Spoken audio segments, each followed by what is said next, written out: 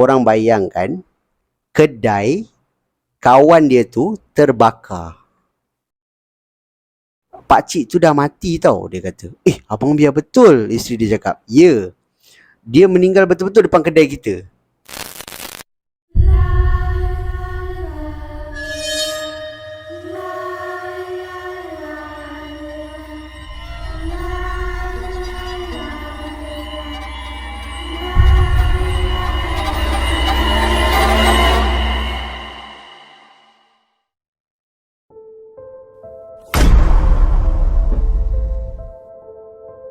Assalamualaikum dan salam sejahtera.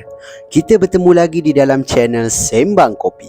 Channel yang akan mengetengahkan kisah-kisah seram yang menarik untuk anda dengarkan. Tapi sebelum aku memulakan apa-apa kisah, ingin aku mengucapkan ribuan terima kasih kepada korang semua yang dah pun subscribe dan support channel aku ni.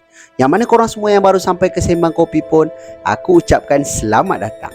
Aku doakan korang semua yang menonton video ni dipermudahkan segala urusan korang semua dan dimurahkan rezeki yang barokah. Untuk kisah seram kita pada video kali ini, seperti biasa akan ada 3 kisah seram yang dikirimkan kepada aku yang pada aku menarik untuk kita dengarkan. Di mana kisah ini berlakunya kepada pengirim kita yang bekerja sebagai seorang peniaga. So, korang nak tahu tak kisah dia macam mana? Jom, aku story.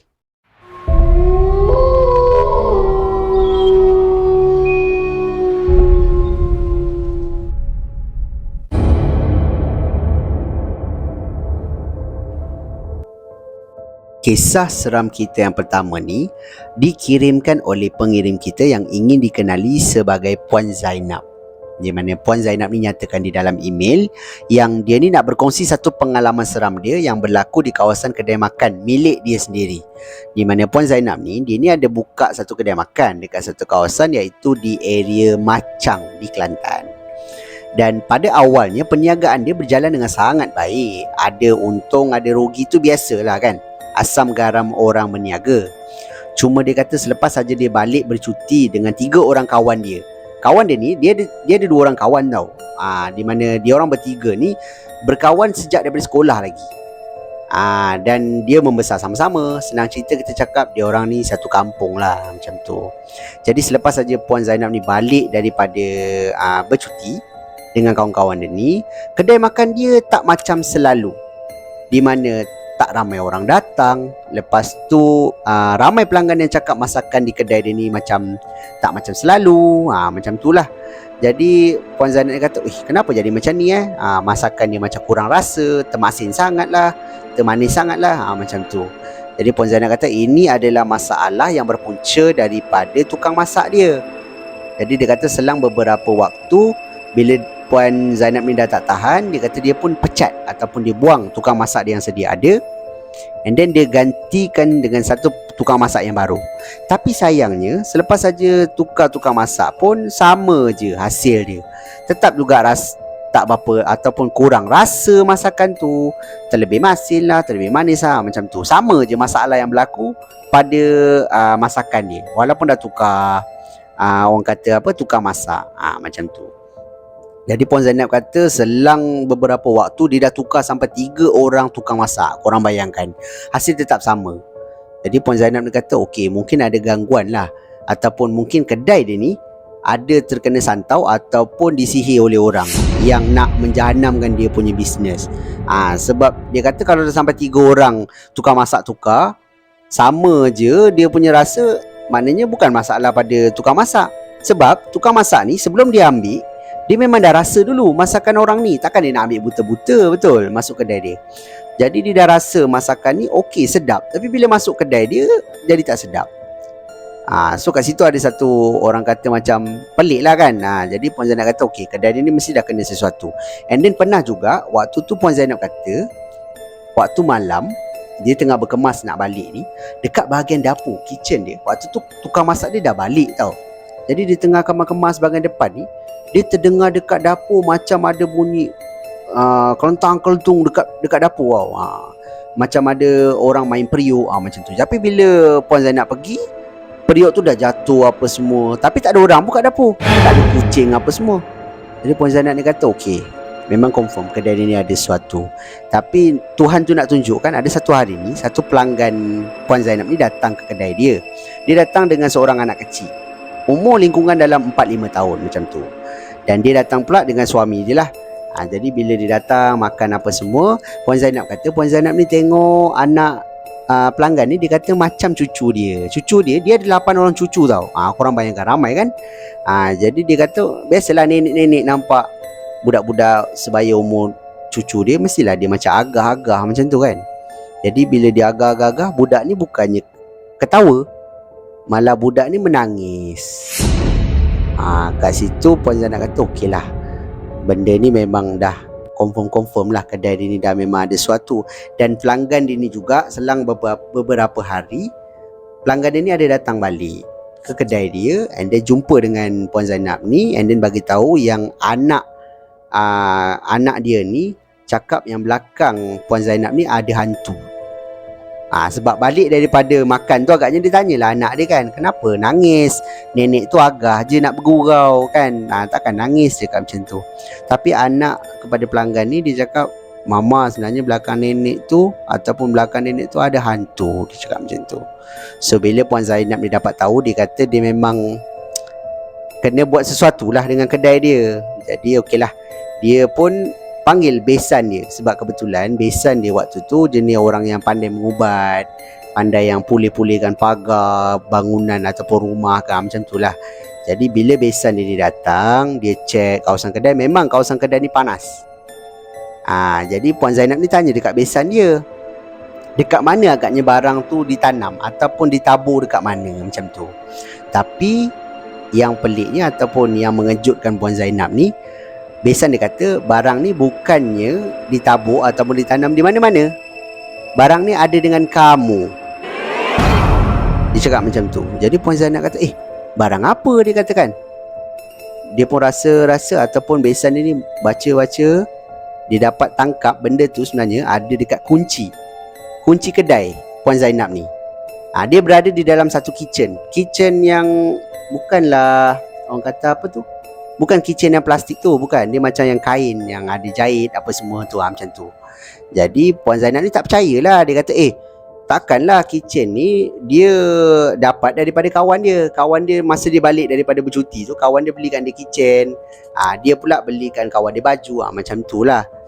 Jadi besan Puan Zainab kata, kalau kau tak percaya, bawa sini benda tu. Dia pun ambil benda tu, and then dia belah kan. Dalam tu mengejutkan Puan Zainab. Korang bayangkan, dalam tu ada tanah dengan ada lipatan macam gambar. Tapi bila Puan Zainab buka, benda tu macam ada satu gambar, and then ada tulisan yang pelik-pelik tau, macam tulisan yang tak faham. Gambar tu pula gambar Puan Zainab, yang digunting, tak tahulah daripada gambar mana. Tapi dia kata memang gambar tu kecil je, dilipat masuk dalam tu. Benda tu lah yang menyebabkan gangguan dekat kedai tu, and then menyebabkan penjagaan dia drop lah.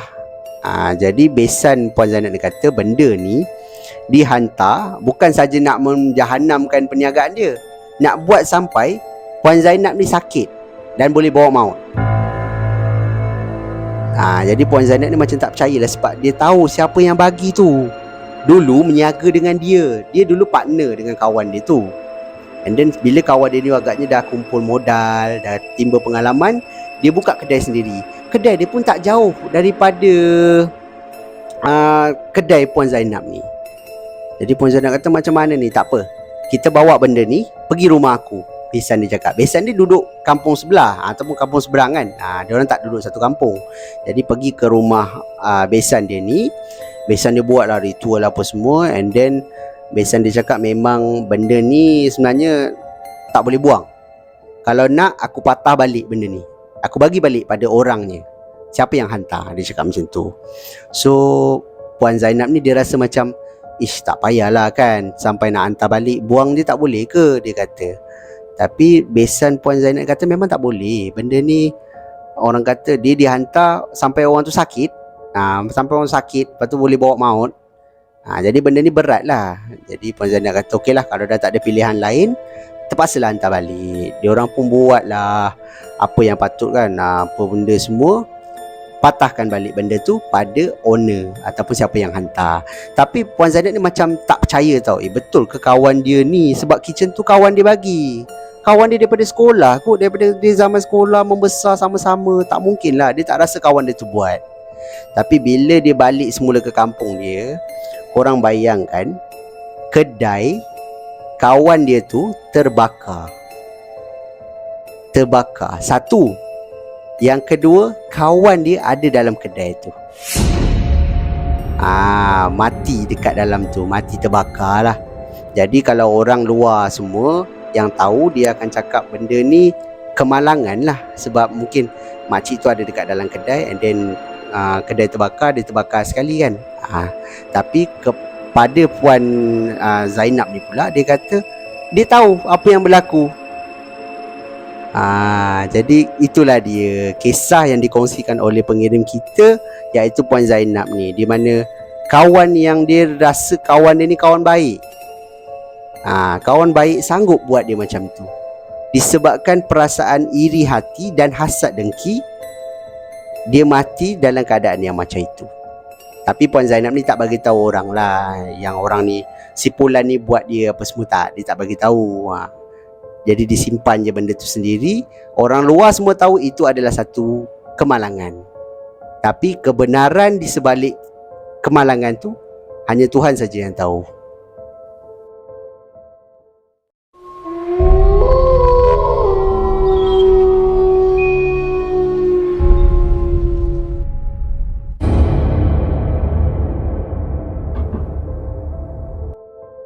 Kisah seram kita yang kedua ni pula dikirimkan oleh pengirim kita yang bernama Rauf, di mana dia nyatakan di dalam email dia bahasakan diri dia sebagai Pakcik Auf.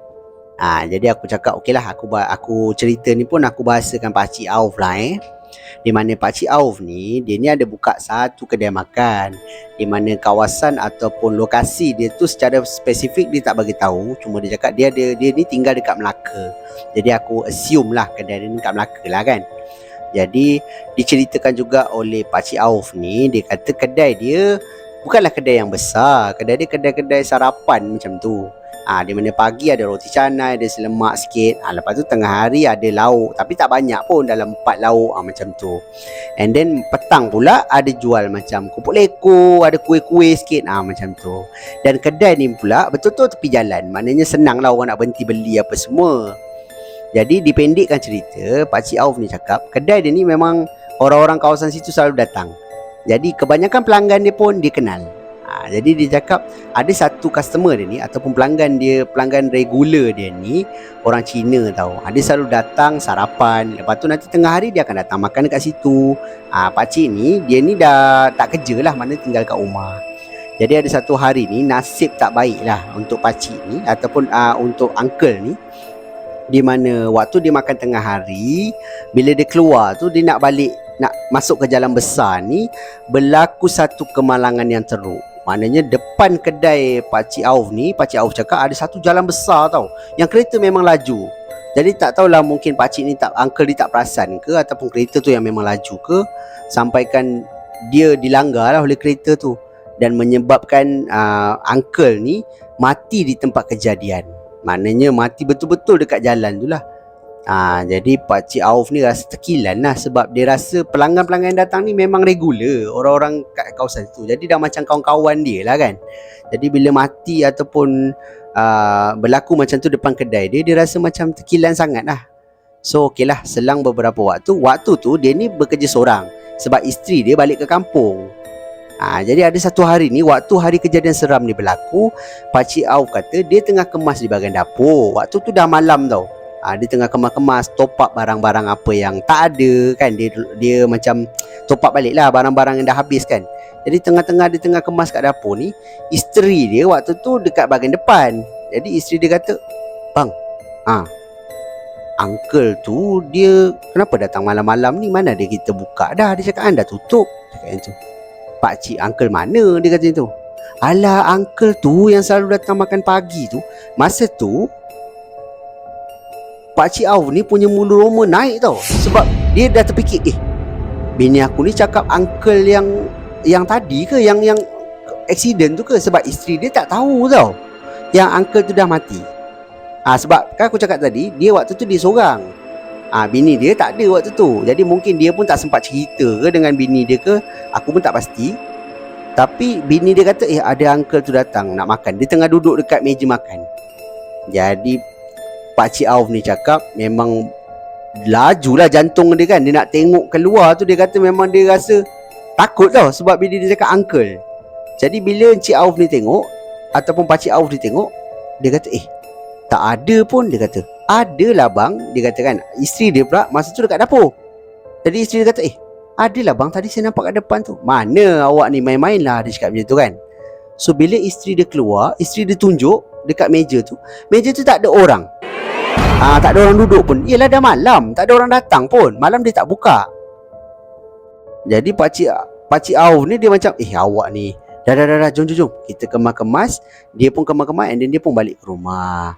Lepas tu dia cakap, pakcik yang mana ni, dia kata kan, uncle yang selalu makan pagi, yang tua tu, selalu datang kedai kita makan tengah hari. Isteri dia kata, awak nak tahu cerita tak? Dia kata, waktu awak balik kampung hari tu, pakcik tu dah mati tau. Dia kata, abang biar betul? Isteri dia cakap, ya, dia meninggal betul-betul depan kedai kita.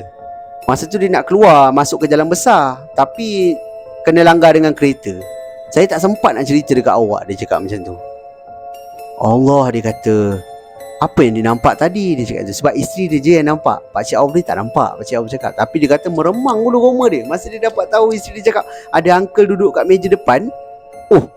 Yelah, dia dah terfikir dah kan, takkan uncle yang mati tu duduk situ kan. Kalau dia nampak uncle tu, rasa dia pun lari kan. Tapi dia kata bila dia tengok tak ada, isteri dia je yang nampak. Jadi siapa yang isteri dia nampak tu?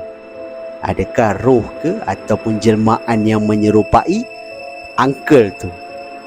Korang tinggalkan pendapat korang di ruangan komen dekat bawah.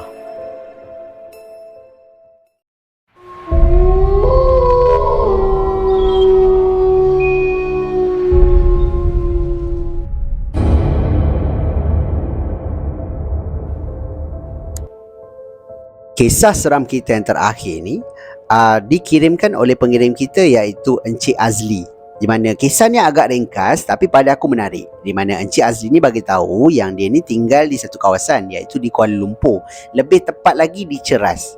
Dan dia tinggal di satu rumah flat dekat kawasan Ceras lah. Dan dia pula ada buka satu kedai menjual burger. Kedai gerai-gerai burger tu dekat bawah flat dia, tempat dia tinggal lah. Jadi dia kata dia memang meniaga seorang, tak ada orang tolong dia pun. Dia pun belum berkahwin lagi. Jadi Encik Azli kata ada satu hari ni, satu malam ni, dia kata waktu dia tengah meniaga ni, daripada pukul 8 sampai pukul 10 lebih, dekat pukul 11, ramai orang beli burger dia. Mungkin waktu tu ramai rezeki dia lah kan. Jadi ramai orang beli, dia pun buat, dia busy sikit lah. Jadi sebab dia pula seorang, tak ada orang tak ada orang tolong dia. Jadi dia buat sampai pukul 11 lebih tu. Dia kata dia dah letih, dia pun duduk sekejap lah dekat kursi kan. Sambil tu buka telefon apa semua. Dia pun tengok jam, waktu tu dah pukul 11 lebih. So dia kata lah, hari ni dia tutup awal sikit lah, dalam pukul 1.30 macam tu dia nak tutup. Biasa dia tutup dalam pukul 2 macam tu. Tapi dia kata ni 1.30 dia nak tutup lah, sebab dia dah penat. Dia kata macam tu. So waktu Cik Azli ni tengah duduk main telefon ni, dia kata dia rasa macam tak sedap badan. Dia rasa macam seram, sejuk. Dia rasa macam bulu roma dia naik, macam ada orang dengan dia. Dia kata macam tu. Tapi dia kata, kenapa aku rasa macam ni? Selalu tak ada kan. So dia kata lah, tak apa. Dia pun bangun, and then dia nak kemas lah dia punya gerai. Tapi ada satu customer datang, and then cakap, bang, saya nak burger ayam 3, burger daging 2. Dia cakap macam tu. Bungkus saya bang, dia cakap. Okey. Dia kata, dia pun ambil lah daging apa semua. And then customer tu tanya, bang, abang dah nak tutup ke? Dia kata, kalau ikutkan dah nak tutup, tapi tak apalah, abang buat lah. Dia kata, betul bang? Boleh. Okey, jadi saya datang ambil. Customer dia cakap, okey. Dia pun buat. Time dia tengah masak burger ni pun, dia kata dia rasa macam tak sedap tau. Dia rasa macam ada angin dekat leher dia, macam ada benda tiup dekat leher dia. Jadi dia kata, kenapa aku rasa macam ni? Dia pun teruskanlah masak burger tu kan. Siap apa semua. Customer tu pun datang, and then dia pun bagi, ambil duit lah. Jual belilah kat situ berlaku. Jadi lepas daripada tu dia kata okey lah, itulah last customer dia. Dia pun kemas gerai dia. Sambil dia tengah kemas ni, memang dia kata macam dia ada satu perasaan takut. Dia tak tahu dia takut dengan apa, sebab dia tak ada pun ternampak apa-apa. Cuma dia kata dia rasa macam takut nak cepat-cepat nak kemas. Jadi dia pun kemas. Dia balik ke rumah, dia mandi. And then malam tu habis macam tu je lah. Tapi benda ni jadi seram bila keesokan harinya dia ni lepak dengan kawan-kawan dia pergi minum. Masa tu dekat kedai lah, macam dekat warung macam tu kan. Dia lepak dengan kawan-kawan dia ni. Kawan-kawan dia cakap, untunglah jual burger dah pandai bawa awet. Dia cakap macam tu.